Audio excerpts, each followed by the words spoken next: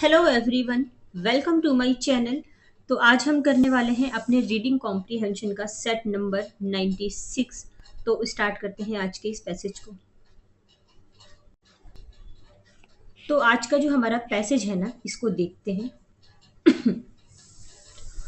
A small band of biologists share a dream to find species of sea or land animals hitherto completely unknown or to discover living examples of animals thought to have died out ages ago। अब देखो यहाँ पे ना बात हो रही है कि स्मॉल बैंड ऑफ बायोलॉजिस्ट्स। अब कुछ बायोलॉजिस्ट्स है। बायोलॉजिस्ट्स का मतलब कि जो जीव विज्ञानी होते हैं ना, हम हिंदी में बोलते हैं ना जीव विज्ञानी, या फिर हम कह सकते हैं जो भी लिविंग थिंग्स के बारे में स्टडी करते हैं। ठीक है, लिविंग क्रिएचर, लिविंग थिंग्स के बारे में स्टडी करते हैं तो उनको बायोलॉजिस्ट कहते हैं। ठीक है, तो यहाँ पे क्या है कि बायोलॉजिस्ट का ना एक स्मॉल ग्रुप है और वो एक ड्रीम करते हैं, वो एक सपना देखते हैं क्या, कि सी और लैंड पर जितने भी एनिमल्स हैं ना, जो कि जो कि अभी तक कंप्लीटली अननोन है या फिर उनके बारे में पता नहीं चल पाया है, तो उनके बारे में डिस्कवर करना, उनके लिविंग एग्जांपल्स को जानना कि क्या हुआ था। ठीक है, सी और लैंड पे कौन कौन से एनिमल्स हैं, या फिर बहुत टाइम पहले जो कि हमारे हमारे यहाँ से क्या हुए, गायब हो गए हैं, विलुप्त हो गए हैं बहुत टाइम पहले, तो उनके बारे में पता लगाना। ठीक है, अब देखो यहाँ पे ना एक टर्म आया हिथर्टो। हिथर्टो का मतलब है अभी भी। ठीक है, तो यहाँ पे देखो हिथर्टो कंप्लीटली अननोन, यानी कि जो अभी भी अननोन है, कुछ ऐसे एनिमल्स, कुछ ऐसे क्रिएचर्स जिनके बारे में हमें नहीं पता है। तो ये जो बायोलॉजिस्ट है ना, ये इन्हीं सब चीज़ों का पता लगाने आए हैं। ठीक है, किन चीज़ों का? पहला, सी और लैंड पर कौन कौन से एनिमल्स है जिसके बारे में हमें नहीं पता, और दूसरा कि कुछ एनिमल्स जो कि बहुत साल पहले गायब हो गए थे, विलुप्त हो गए थे, उनके बारे में पता लगाना है। ठीक है, कि कौन कौन से एनिमल्स थे। Finds made in this century encourage these dreamers whose field is aptly named cryptozoology, literally the science of hidden animals। अब देखो ये लोग फाइंड कर रहे हैं ना यहाँ पे आके, एक्चुअल में होता क्या है, ये जो ड्रीमर्स है ना, ये जो भी चीज़ें यहाँ पे फाइंड करने आए, तो इनको ना ये सारी चीज़ें ना एनकरेज करती है, और वो जानना चाहते हैं कि ऐसा क्या हुआ था यहाँ पर। जो मतलब ये लोग यहाँ पर आए ना सारी चीज़ों को जानने के लिए कि ऐसा क्या हुआ था, और वो कुछ हिडन एनिमल्स के बारे में जानना चाहते हैं पूरी तरह से। तो इसको ही नाम दिया गया है क्रिप्टोजूलॉजी। ठीक है, क्रिप्टोजूलॉजी का क्या मतलब है? साइंस ऑफ हिडन एनिमल्स, यानी कि जो भी एनिमल्स बहुत टाइम पहले यहाँ से गायब हो गए थे, विलुप्त हो गए थे, उनके बारे में जानना। ठीक है, अच्छा यहाँ पे ना एक वर्ड आया है एप्टली। एप्टली का मतलब होता है प्रॉपरली। ठीक है, एप्टली है ना, एप्टली का मतलब होता है प्रॉपरली, और हिथर्टो का मतलब होता है अभी भी। ये दो वर्ड याद रखेंगे। नेक्स्ट पे चलते हैं। Size and habitat are often responsible for an animals having been overlooked. अब होता है क्या है कि जो साइज और हैबिटेट, यानी कि किसी भी जानवर का जानवर का जो साइज होता है और उनका जो आवास होता है, वो अक्सर रेस्पॉन्सिबल होते हैं। जैसे कि एनिमल्स की अनदेखी के लिए ये ना रेस्पॉन्सिबल होते हैं कि कौन सी जगह पे रह रहे हैं, उनका साइज क्या है, उनका जो हैबिटेट है वो कैसा है। तो ये दो चीज़ें रेस्पॉन्सिबल है कि एनिमल्स के साथ अनदेखी की गई है, इनको प्रॉपर चीज़ें प्रोवाइड नहीं की गई है। ठीक है, not surprisingly, a bumblebee-sized bat that lives in caves in Thailand eluded detection until 1973। अब देखो यहाँ पे बात हो रही है कि ये बिल्कुल भी सरप्राइज होने की बात नहीं है कि अ, कि एक बम्बल बी साइज का ना बैट, बैट मतलब क्या होता है? चमगादड़। ठीक है, तो एक बहुत ही छोटा सा चमगादड़, हालांकि हमने देखा होगा चमगादड़ थोड़े से बड़े होते हैं। चमगादड़ या बैट दो भी, कुछ भी कह सकते हैं। ठीक है, तो ये जो बैट है ना, एक बिल्कुल बी के साइज का एक बैट पाया गया है। कहाँ पर पाया गया है? तो ये जो थाईलैंड है ना, थाईलैंड की कैब्स में पाया गया है, और 1973 तक इसका पता ही नहीं था कुछ कि ऐसा भी कुछ दुनिया में है। ठीक है, देखो जब हम बाहर निकलते हैं ना, हमें बहुत सी चीज़ें पता चलती है। और दूसरी चीज़, ये लोग तो बायोलॉजिस्ट है, तो इनका तो काम ही ये सारी चीज़ें पता लगाना। तो ये कह रहे हैं कि अगर 1973 तक पता ही नहीं था कि इतनी छोटी साइज का भी बैट होता है। 1973 में हमें पता चला ऐसा। ठीक है, कहाँ पर? थाईलैंड में। But larger animals in less remote sites have also remained hidden. But वो कह रहे हैं कि जो लार्जर एनिमल्स है, ये तो चलो छोटा था, जो बड़े बड़े एनिमल्स है वो भी, उनके बारे में भी नहीं पता चल पाया है। क्योंकि क्या होता है, कई बार जो एरियाज होते हैं हमसे काफी दूर होते हैं तो हमें नहीं पता होता है। तो यहाँ पे यही बात हो रही है कि छोटी चीजें तो पता नहीं चली, पर बड़ी चीजों के बारे में भी अभी तक पता ही नहीं चल पाई, ये सारी चीजें छिपी रह गई। ठीक है। Herds of a species of peccary supposedly extinct since the Ice Age, for instance, were found in Paraguay in 1975। अब यहाँ पे देखो बात हो रही है कि एग्जाम्पल के लिए, जैसे कि कहाँ पर थे हम हाँ, अब देखो हर्ड्स ऑफ स्पीसीज, पेक्री नाम का ना कोई स्पीसीज है, इनका जो पूरा झुंड है ना, हर्ड, हर्ड का मतलब होता है झुंड, जानवरों का झुंड हम कहते हैं हर्ड। ठीक है, यहाँ पे लिख देती हूँ। तो जो पेकरी का जो पूरा झुंड है ना, वो एक्चुअल में क्या हुआ है कि आइस एज यानी कि हिमयुग के बाद से ना, ऐसा माना जाता है कि ये बिल्कुल ही क्या हो गए हैं, एक्सटिंक्ट हो गए हैं, गायब हो गए हैं। ठीक है। और इसको पाया गया कहाँ पे, पैराग्वे में 1975 में इसको पाया गया, यानी कि पूरी तरह से एक्सटिंक्ट हो गए थे, गायब हो चुके थे, खत्म हो चुके थे एक तरह से देखा जाए तो। बट पैराग्वे में ना 1975 में इसके कुछ एग्जाम्पल्स पाए गए, कुछ झुंड पाए गए इस स्पीसीज के। ठीक है। तो देखो बहुत सी चीजें ऐसी हैं जिसके बारे में हमें पता ही नहीं है। ठीक है। तो ये पैसेज पढ़ के हमें ये समझना है बेसिकली कि कौन सा हमें एनिमल्स कब पाया गया, कहाँ पर पाया गया, ये क्योंकि बेसिकली ऐसे पैसेजेस में ना यही चीजें पूछता है। ठीक है। और क्या होता है, एग्जामिनर कंफ्यूज करने के लिए, जैसे यहाँ पे ईयर है ना 1973 है या 1975 है, तो ऐसे चीजें भी पूछता है। नेक्स्ट पे चलते हैं। हाँ देखो, अब थोड़ा सा जैसे आप ना आइडिया लगा पाएंगे, जैसे कि डायनासोर, इसकी बात हुई तो नहीं है हमारे पैसेज में, बट मैं तभी भी आपको एग्जाम्पल बताना चाहती हूँ कि डायनासोर क्या है, पूरी तरह से एक्सटिंक्ट हो चुका है, विलुप्त हो चुका है। आज के टाइम में आपको डायनासोर कहीं नहीं दिखेगा, और इनके तरह ही ना बहुत सारे ऐसे एनिमल्स हैं जो आपको आज के टाइम में दिखेंगे ही नहीं। ठीक है। जो कि बहुत पहले ही यहाँ से विलुप्त हो चुके हैं। ठीक है। तो बेसिकली ये पैसेज, ये फोटो लगाने का मेरा यही पर्पस था कि मैं आपको ये समझा पाऊँ। ठीक है। नेक्स्ट पे चलते हैं। अब नेक्स्ट है देखो, native people sometimes offer scientist useful clues. अब होता क्या है कि जो नेटिव पीपल होते हैं ना, नेटिव का मतलब होता है यहाँ के जो लोकल है, लोकल या हम कह सकते हैं मूल निवासी है जो यहाँ के। ठीक है। तो जो मूल निवासी होते हैं ना यहाँ के, क्या होता है, जैसे कोई भी साइंटिस्ट कहीं पे जा रहा है किसी चीज के डिस्कवरी के लिए, किसी भी चीज की खोज के लिए, तो ये जो यहाँ के लोकल लोग हैं ना, वो बहुत ही अच्छा क्लू दे देते हैं किसी भी चीज के बारे में। जैसे साइंटिस्ट से पूछताछ करते हैं कि यहाँ पर क्या है, कितने दूरी पर क्या है, कौन सा जानवर वगैरह, अगर आपने देखा है तो जो नेटिव पीपल है वो बहुत ही अच्छे से क्लू दे देते हैं, सुराग दे देते हैं। N unusual feather in a locals hat sparkled, sparked the discovery of a showy African peacock in 1936, and account for giant lizard on the Indonesia island of Komodo proved not to be mere myth when the naturalist P.A. Owens identified four of the creatures captured in 1912।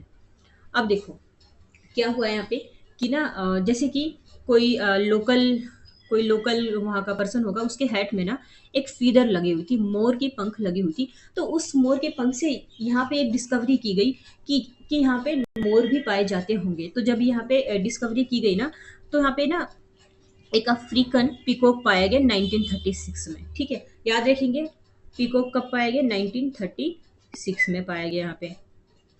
ठीक है। अब क्या हुआ है, और साथ में ही ना यहाँ पे एक जॉइंट लिजार्ड, बहुत बड़ी छिपकली पाई गई है, कहाँ पर, इंडोनेशिया आइलैंड के कोमोडो पर।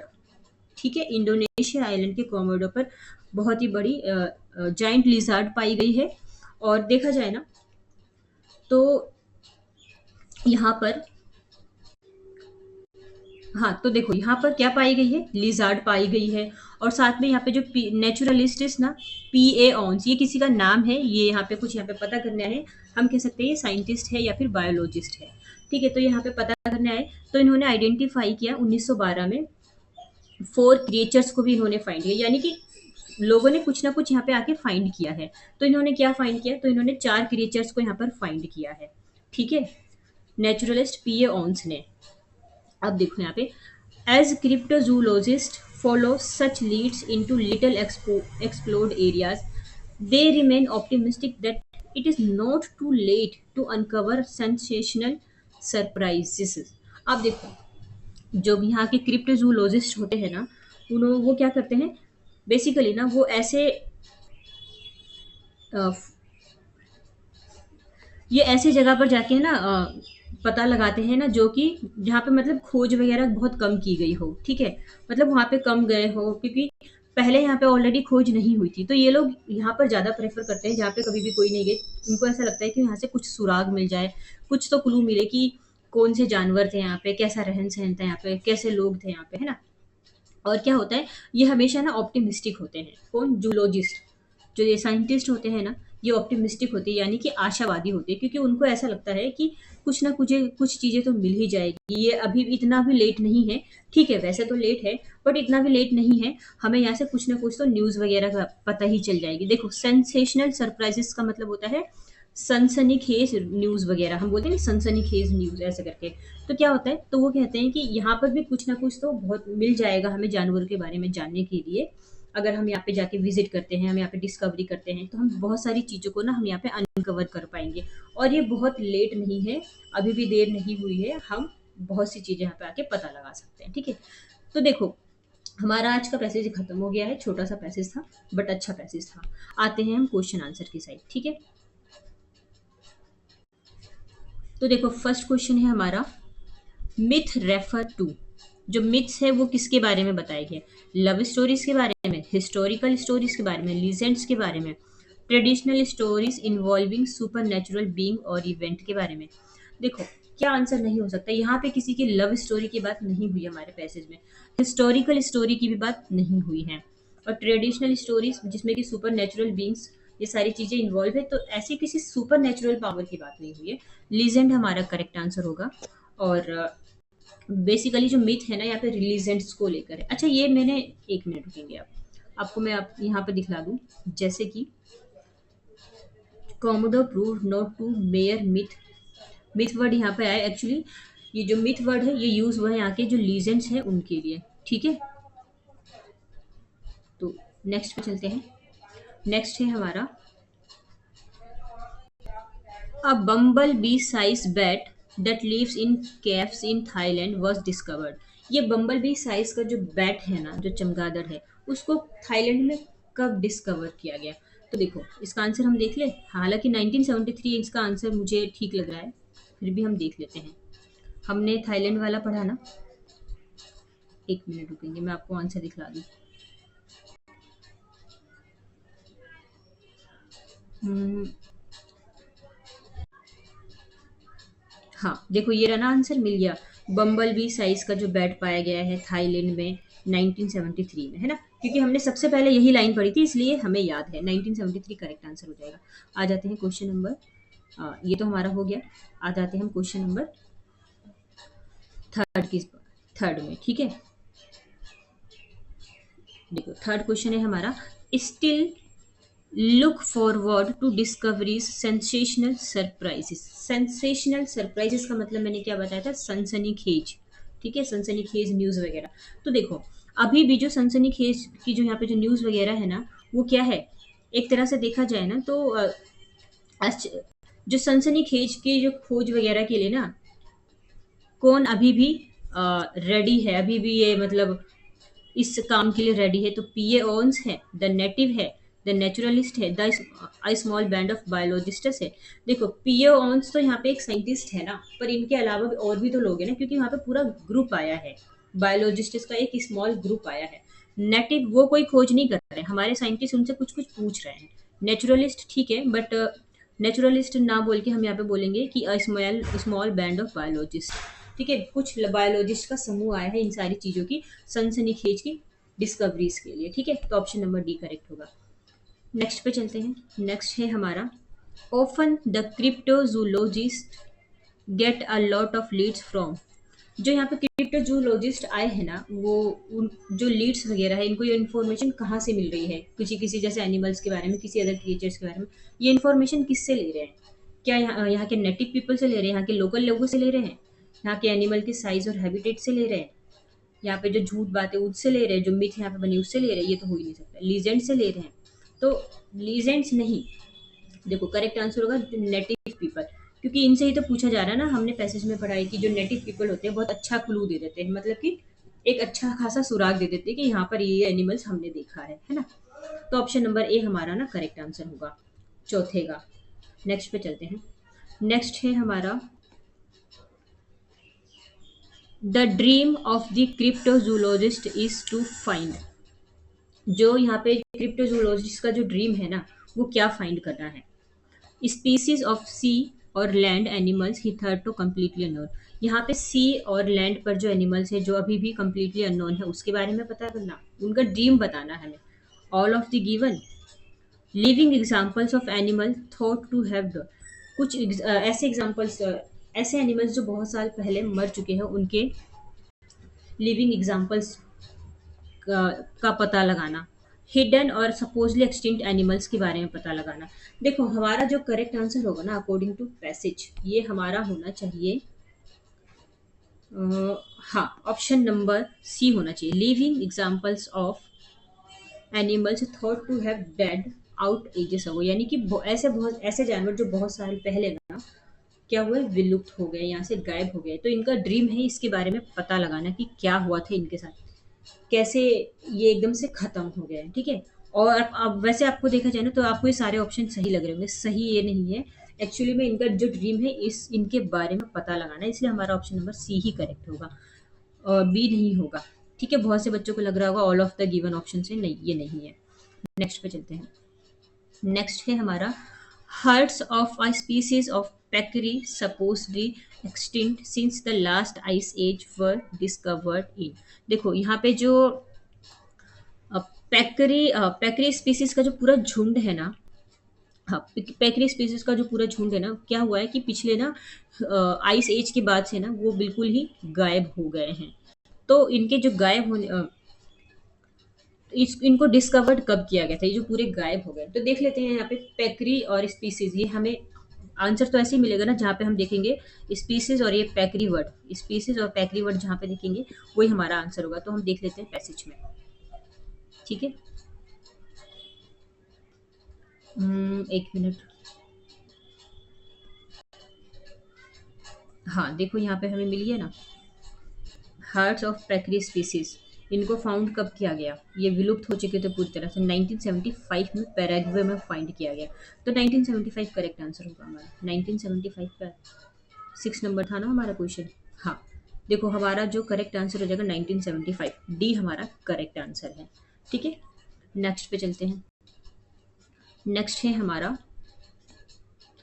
an unusual feather in a local's hat sparked the discovery of a showy African peacock in।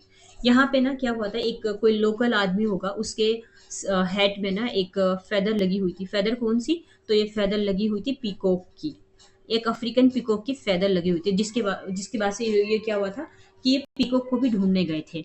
तो ये जो अफ्रीकन पीकॉक को ढूंढने गए कब गए थे, इनकी डिस्कवरी कब हुई थी पीकॉक की? तो पीकॉक जहाँ पे वर्ड होगा हमारा वो करेक्ट आंसर होगा। तो हम ये पीकॉक वाला भी देख लेते हैं। ठीक है। आते हैं अपने इसके साइड, यहाँ पे कहीं मिल जाए हमें, इधर ही होगा। देखो पीकॉक की बात हुई है तो यहाँ पर फेदर इन लोकल शोई अफ्रीकन पीकॉक इन 1936। तो देखो इसका आंसर ना 1936 हो जाएगा हमारा। ठीक है। ऑप्शन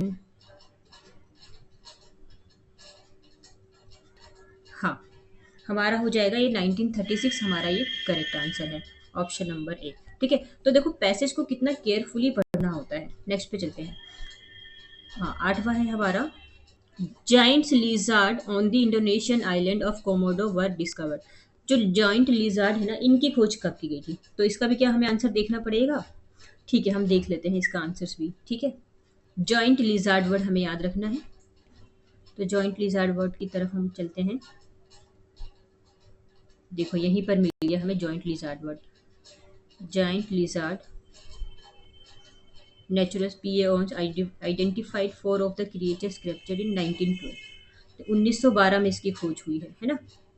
1912। क्वेश्चन नंबर हम 8 पे है ना। हाँ, ऑप्शन नंबर सी हमारा करेक्ट हो जाएंगे। जाइंट लिजार्ड की खोज की गई है 1912 में।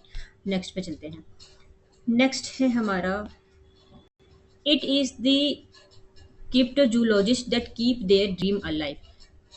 ऐसी क्या चीजें हैं जो कि यहाँ पे क्रिप्टोजूलॉजिस्ट है ना, उनके ड्रीम को अलाइव रखती है, मतलब वो चाहते हैं कि वो आगे बढ़े, वो जाने। ऐसी क्या चीजें? इनकी स्पिरिट है, इनकी फाइंडिंग है, इनका लव है, लव फॉर एडवेंचर, क्यूरियोसिटी है इनकी। देखो, लव फॉर एडवेंचर नहीं होगा, ठीक है। एक्चुअल में ये बायोलॉजिस्ट है, इनका काम है ये, ठीक है। स्पिरिट नहीं, फाइंडिंग। एक्चुअल में क्या कर रहे हैं वो, अपने ड्रीम को अलाइव रखने के लिए क्या कर रहे हैं, फाइंड कर रहे हैं इन सारे जानवरों को, ठीक है। क्यूरियोसिटी और लव तो सेम ही हो जाएगा ना, तो फाइंडिंग हमारा करेक्ट आंसर होगा यहाँ पे, फाइंडिंग, ठीक है। तो नेक्स्ट पे चलते हैं। अच्छा, इसमें आज वैसे काफी सारे क्वेश्चन, 10 क्वेश्चन थे इसमें। Often responsible for an animals having been overlooked.